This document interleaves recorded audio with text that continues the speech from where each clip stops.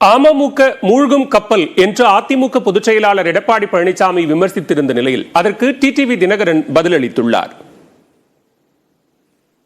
அவர் அழிஞ்சிட்டு போயிட்டு இருக்காரு. அவர் கட்சி மேல காப்பாத்துட்டோம். அவர் அழிகிறத பார்த்து தான் பொறாமப்பட்டு சொல்லிட்டு இருக்காரு. ஒவ்வொன்றா கொஞ்சம் கொஞ்சமா இன்னைக்கு கப்பல் ஓட்டையாகி தண்ணி நிரம்பிட்டு இருக்குது. அந்த டிடியுடைய கப்பல் முழுகி கொண்டிருக்கின்றது. விரைவாக அந்த முழுகி கூட்டணியில இருக்கனால முழுகுதா? அப்படியெல்லாம் கிடையாது, தானா முழுகிடும். இதே பழனிசாமி என்ன சொல்றாரு, டிடிவி தினகரன் ஒண்ணுமே கிடையாது, டிடி தினகரன் பாரு, அது கூட பேர ஃபுல்லா சொல்ல தெரியாது. டிடி தினகரன் கூட 4 பேர் தான் இருக்காங்கன்னு பேசுவாரு. இன்னைக்கு நான் ஒரு கப்பல் வச்சிருக்கேங்கிற அளவுக்கு அம்மாமுகங்கிறது அம்மா மக்கள் பண்ணிட்டு ஒரு கப்பல்ங்கிற அளவுக்கு ஒத்துக்கிட்டு இருக்காரு. மெல்ல மெல்ல முழுகி கொண்டிருப்பது பழனிசாமியோட கப்பல் தான். நெல்லை மாவட்டம் சுத்தமல்லி அருகே கொட்டப்பட்ட கேரள மாநில மருத்துவ கழிவுகளை அகற்றும் பணி முழுவீச்சில் நடைபெற்று வருகிறது. கேரள மாநிலத்திலிருந்து மருத்துவ கழிவுகளை மூட்டை மூட்டையாக கொண்டு வந்து நெல்லை மாவட்டம் சுத்தமல்லி அருகே கோடகநல்லூர், நடுக்கல்லூர் மற்றும் முக்கூடல், மேலத்திரியூர் ஆகிய பகுதிகளில் கொட்டிச் செல்லப்பட்ட சம்பவம் பெரும் அதிர்வலைகளை ஏற்படுத்தியது. இச்சம்பவம் தொடர்பாக இடைத்தரகர்களாக செயல்பட்ட மாயாண்டி, மனோகர் ஆகிய இருவரை காவல்துறையினர் கைது செய்தனர். அவர்களிடம் நடத்தப்பட்ட விசாரணையின் அடிப்படையில் சேலம் மாவட்டத்தைச் சேர்ந்த செல்லதுரை, கேரள மாநிலத்தைச் சேர்ந்த ஜித்தன் ஆகியோர் இன்று கைது செய்யப்பட்டனர். இந்நிலையில் தேசிய பசுமை தீர்ப்பாயத்தின் உத்தரவின்படி மருத்துவ கழிவுகளை தங்கள் மாநிலத்திற்கே எடுத்துச் செல்வதற்காக கேரள மாநில அதிகாரிகள் அடங்கிய சிறப்பு குழுவினர் இன்று நெல்லை மாவட்டத்திற்கு வருகை தந்தனர். தொடர்ந்து நெல்லை மாவட்ட அரசு அதிகாரிகளுடன் கேரள அதிகாரிகள் ஆலோசனை நடத்தினர். அதன் பிறகு கேரள அதிகாரிகள் பல்வேறு குழுக்களாக பிரிந்து நடுக்கல்லூர், கோடகநல்லூர், முக்கூடல் போன்ற பகுதியில் கொட்டப்பட்டுள்ள மருத்துவ கழிவுகளை அகற்றும் பணிகளை துரிதப்படுத்தினர். பொக்லைன் இயந்திரம் மூலம் கழிவுகள் டாரஸ் லாரிகளில் ஏற்றப்பட்டு கேரள மாநிலத்திற்கு எடுத்துச் செல்லப்பட்டு வருகிறது.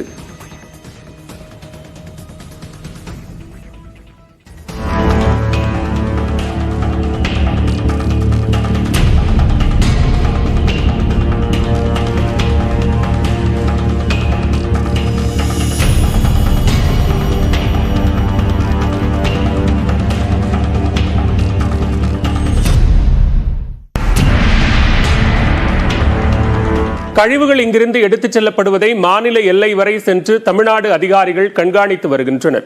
மருத்துவ கழிவுகள் இன்று மாலைக்குள் அகற்றப்படலாம் என்று கேரள மாநில அதிகாரிகள் தெரிவித்தனர்.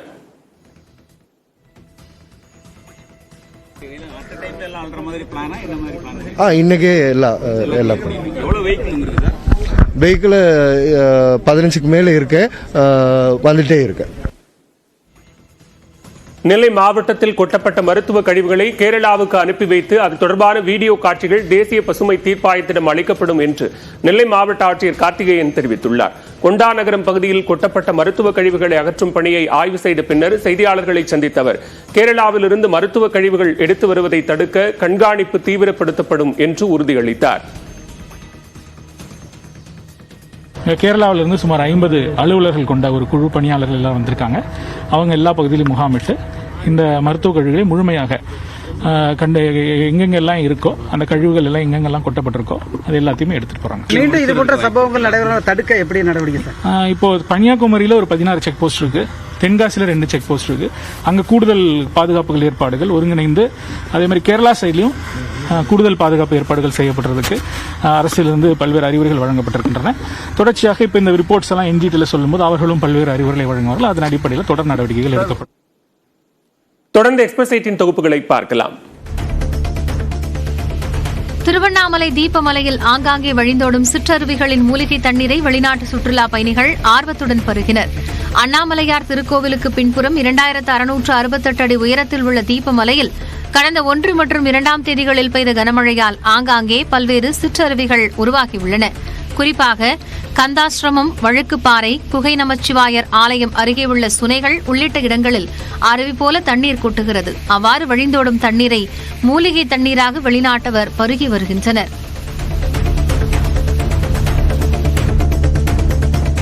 டங்ஸ்டன் கனிம சுரங்க ஏலத்தை முழுமையாக ரத்து செய்ய கோரி மதுரை மாவட்டம் சின்ன கற்பூரம்பட்டி கிராமத்தில் 300க்கும் மேற்பட்ட பெண்கள் கவனஈர்ப்பு ஆர்ப்பாட்டத்தில் ஈடுபட்டனர்.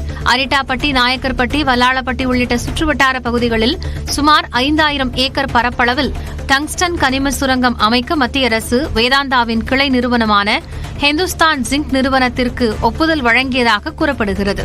இதற்கு எதிர்ப்பு தெரிவித்து பொதுமக்கள் போராட்டம் நடத்தி வரும் நிலையில் சட்டமன்றத்திலும் தீர்மானம் நிறைவேற்றப்பட்டது. இந்நிலையில் டங்ஸ்டன் கனிம சுரங்க ஏலத்தை ரத்து செய்ய கோரி சின்ன கற்பூரம்பட்டியில் மக்கள் ஆர்ப்பாட்டத்தில் ஈடுபட்டனர். சுரங்கத்தை ரத்து செய்வோம், ரத்து செய்யணும், போராடிட்டே இருக்கணும்.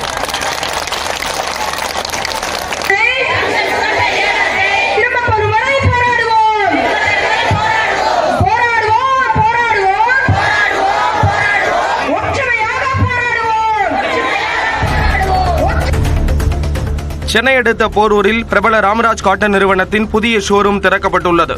மதுரவாயில் சட்டமன்ற உறுப்பினர் காரப்பாக்கம் க கணபதி பங்கேற்று ரிப்பன் வெட்டி இந்த ஷோரூமை திறந்து வைத்தார். இந்த ராமராஜ் காட்டன் ஷோரூமில் அட்ஜஸ்டபிள் வேட்டி, ஃபேன்சி பார்டர் வேட்டி, கரை படியாத வேட்டி, நறுமண வேட்டி, ரிங்கிள் ஃப்ரீ வேட்டி, சுபமுகூர்த்த வேட்டி, எம்ப்ராய்டரி வேட்டி, மயில்கண் வேட்டி, பட்டு வேட்டி என ஏராளமான வேட்டி ரகங்கள் உள்ளன. காட்டன் சேலைகள் மற்றும் பட்டு சேலைகளுக்கான தனி பிரிவுகளும் இந்த ஷோரூமில் தொடங்கப்பட்டுள்ளன. விழாவில் பேசிய நிறுவனர் நாகராஜன், ராம்ராஜ் நிறுவனம் மூலமாக 50,000 குடும்பங்கள் பயன்பெறுவதாக கூறினார். உலக புகழ்பெற்ற நாமக்கல் ஆஞ்சநேயர் கோயிலில் மார்கழி மாத முதல் ஞாயிற்றுக்கிழமையை முன்னிட்டு 1008 லிட்டர் பால் கொண்டு அபிஷேகம் செய்யப்பட்டது.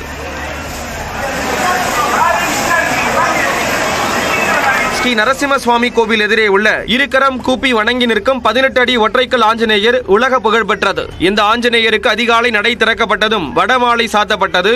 அதன் பின் நல்லெண்ணெய் காப்பு, பஞ்சாமிர்தம், தயிர், மஞ்சள், சந்தனம், சொர்ணம் உள்ளிட்டவற்றால் அபிஷேகம் செய்யப்பட்டது. மேலும் 1008 லிட்டர் பால் கொண்டு அபிஷேகம் செய்யப்பட்ட நிலையில் பல்வேறு பகுதிகளில் இருந்து வந்திருந்த ஆயிரக்கணக்கான பக்தர்கள் நீண்ட வரிசையில் காத்திருந்து ஆஞ்சநேயரை வழிபட்டனர்.